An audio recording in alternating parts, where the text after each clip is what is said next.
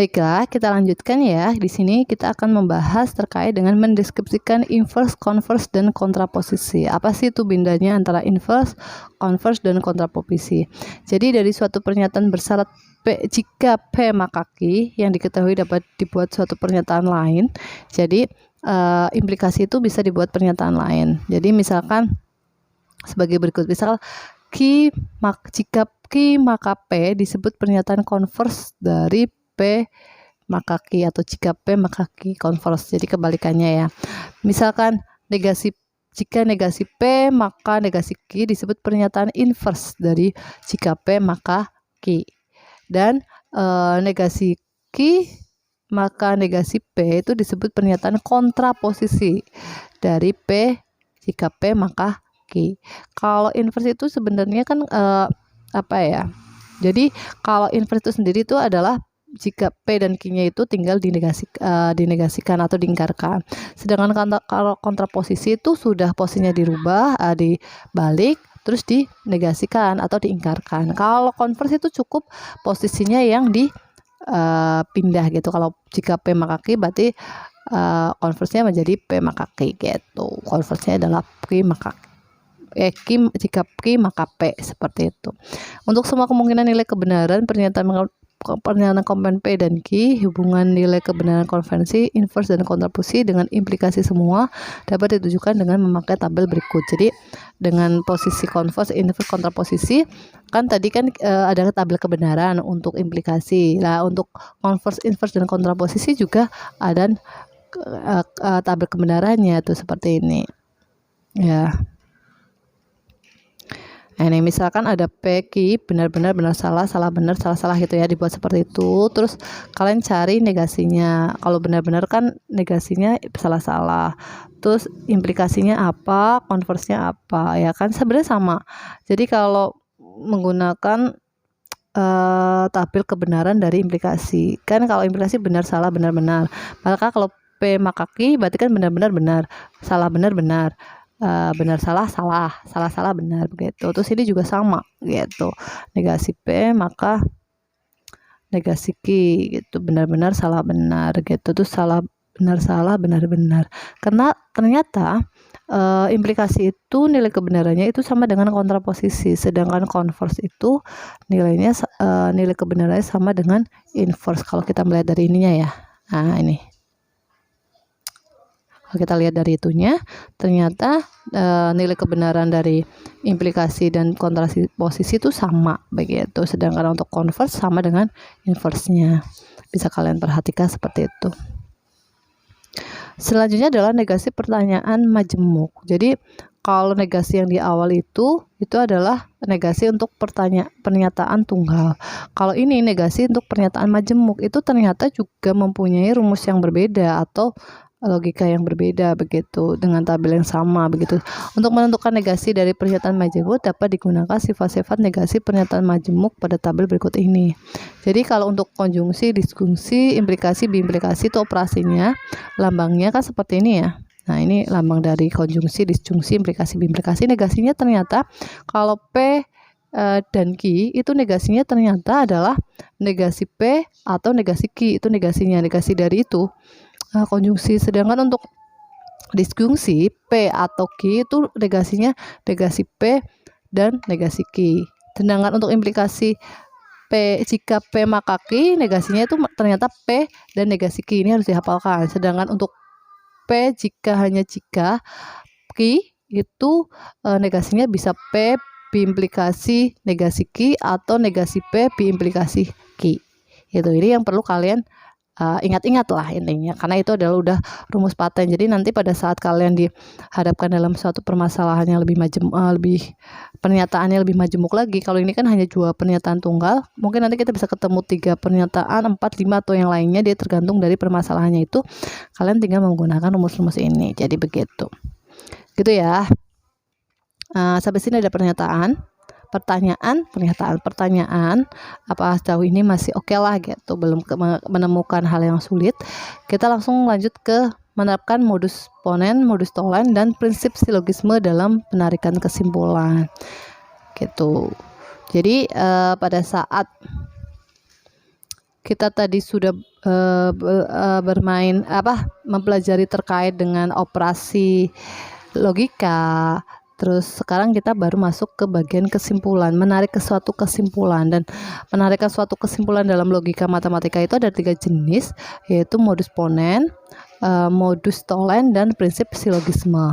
Dasar-dasar logika matematika yang telah kita pelajari pada subbab terdahulu akan diterapkan lebih lanjut pada proses menarikan kesimpulan. Jadi kalau tadi kita belajar terkait operasi logika ya, operasi logikanya itu kan hanya dasar-dasarnya. Ada dasar-dasar itu nanti yang kita pakai untuk melakukan suatu penarikan kesimpulan.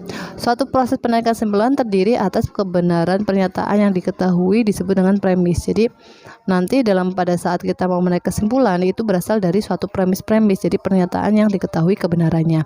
Kemudian dengan memakai prinsip logika dapat diturunkan suatu pernyataan baru yang ditarik dari premis-premis semua, yaitu atau kesimpulan dari. Jadi misalkan kita punya premis-premis, beberapa premis, dari beberapa premis itu kita tarik suatu kesimpulan, disebut konklusi. Itu bisa menggunakan modus ponen, modus tolen, dan prinsip silogismenya begitu. Nah, di sini dalam subbab ini ternyata penarikan suatu kesimpulan dari beberapa untuk premis-premis yang diketahui itu bisa menggunakan cara modus ponen, modus tolen, dan juga silogisme. Di sini saya akan menyampaikan terkait dengan modus ponen. Kalau modus ponen itu jika P maka Q benar dan P benar maka Q pasti benar, seperti itu. Jadi P maka Q itu sebagai premis 1, P-nya itu adalah premis 2, maka kesimpulannya adalah Q gitu, ya enggak?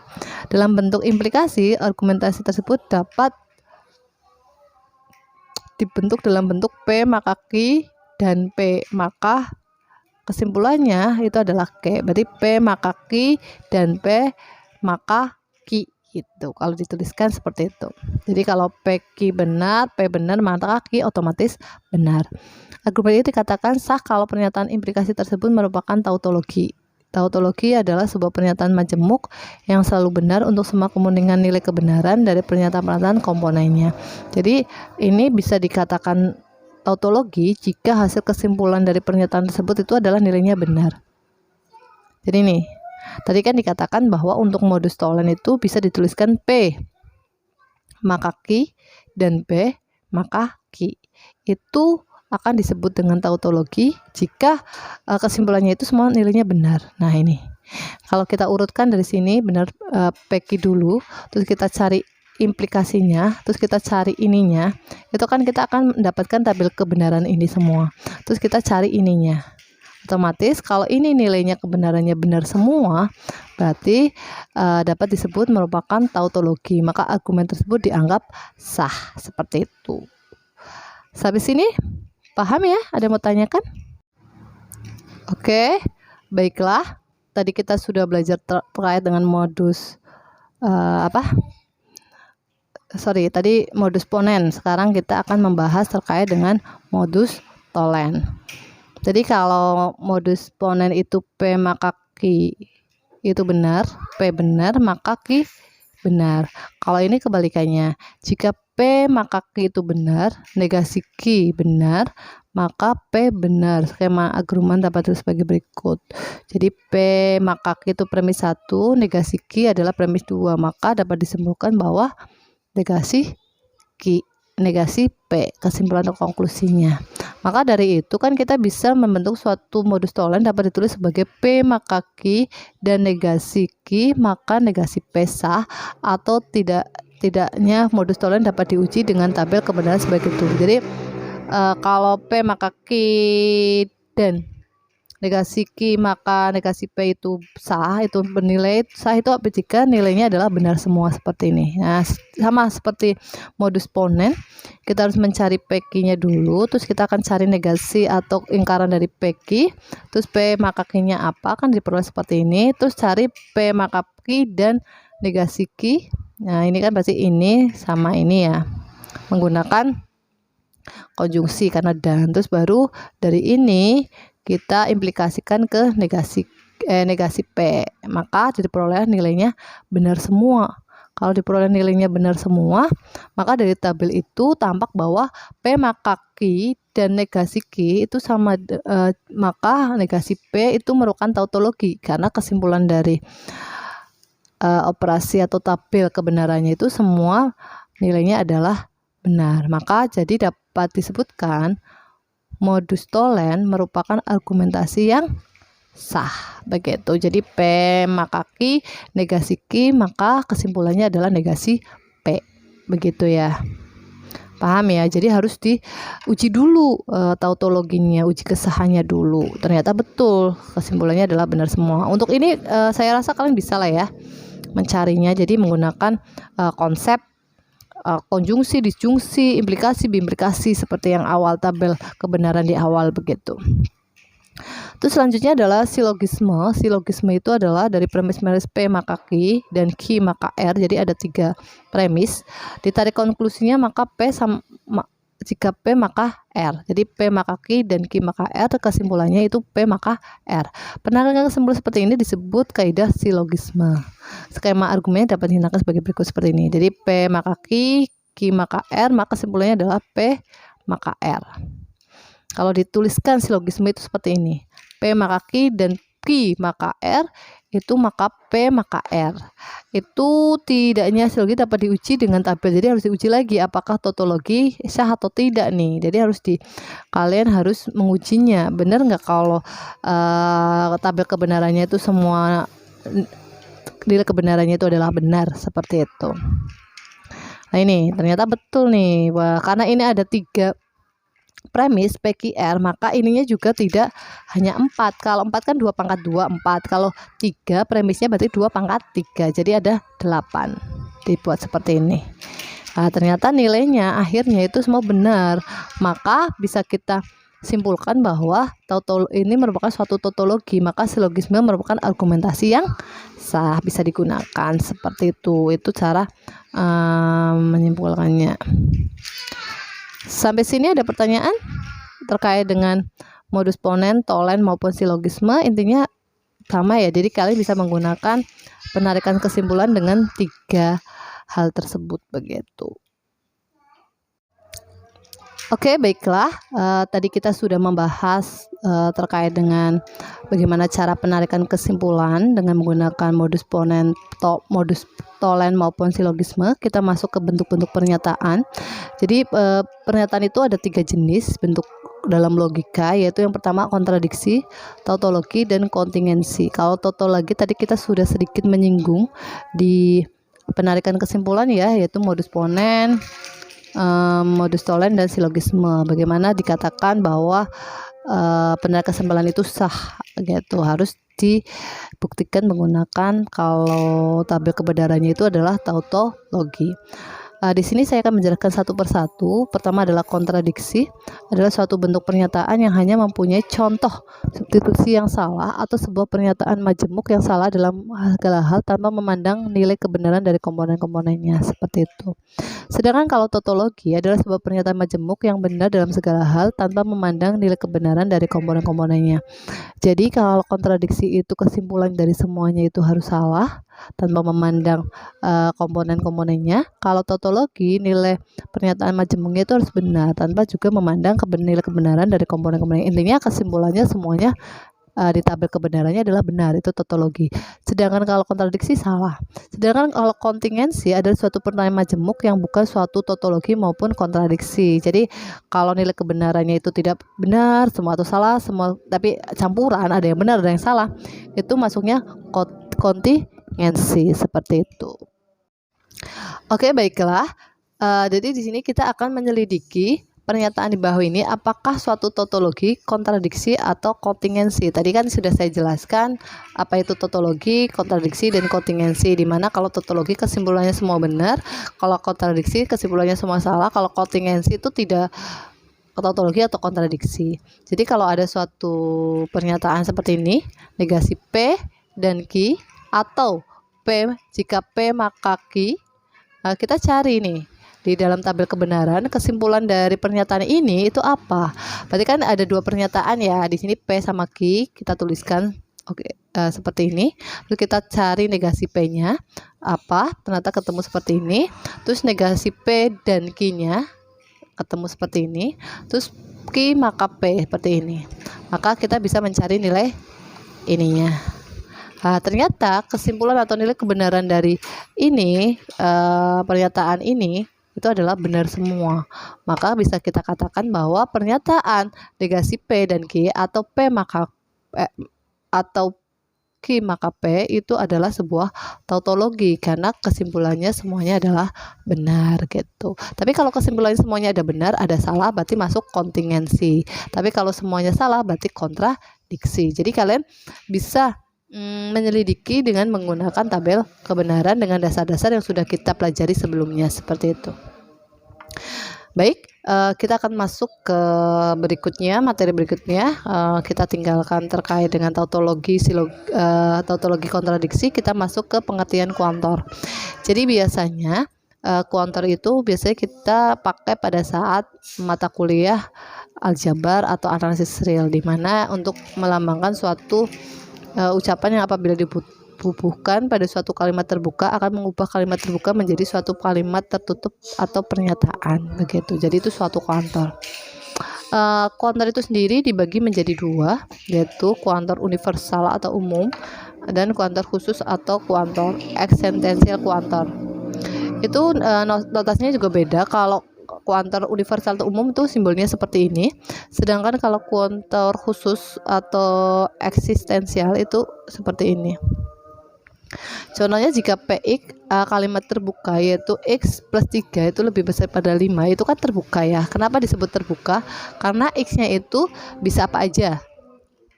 Terbuka karena X-nya itu bisa apa aja. Jadi kita kan bisa membuat pernyataan kalimat tersebut benar atau salah begitu kan. Kalau misal kita memasukkan X-nya 2 kan nilainya benar. Kalau 1 berarti nilainya salah. Berarti kan masih terbuka gitu.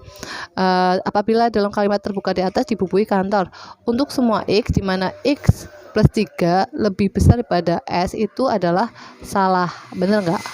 Iya, karena tidak semua X itu bisa